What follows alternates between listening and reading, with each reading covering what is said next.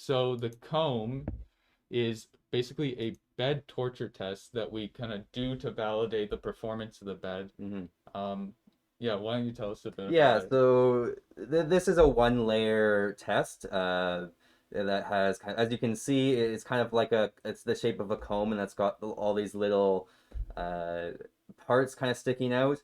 And the goal of this is to show that like all like or most points across the bed have good adhesion and consistent adhesion, because these little extrusions, they have one line that goes out and another line that comes It back. it So doubles back right yeah, away. and if your adhesion isn't the best, what you get are kind of little contraction forces that like to pull up the edges. So as you can see in some of these Yeah, ones, this was a failure that we wanted to show like you. not even just the pull back parts, but just even the main lines, they just don't adhere well. Yeah. And so that can happen, if you've got lots of fingerprints on your bed, if it's dirty, it's scratched. If it's unlevel, this is actually like one of the most torturous leveling tests that we run, I Mhm. think, on some of the printers. Um, but we actually do this in terms of uh, we also do this to test beds before shipping them out, which I Mhm. think is important to note. Like all the beds we test them for to ensure that they have Yeah, yeah. adequate adhesive properties. So this is one of the tests that we run on it before.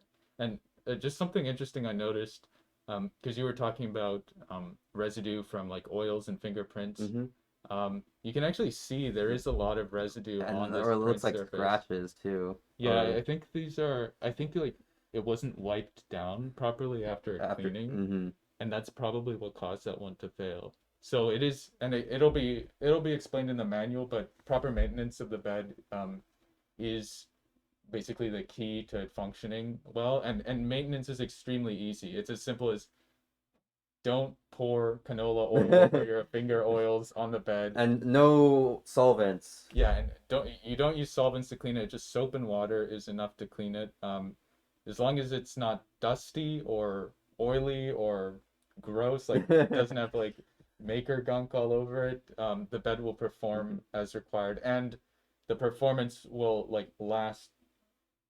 It doesn't wane over time as you might see with other different beds. Again, that's a function of how the actual part release works. But as long as you keep it clean and you keep your oily fingers and elbow grease away from the Ooh, yeah, printer, no elbow grease. yeah, The Quinley does all the work for you, so you yeah, don't need any elbow yeah, you don't need grease. to be touching your printer if Quinley is managing it for you. Exactly.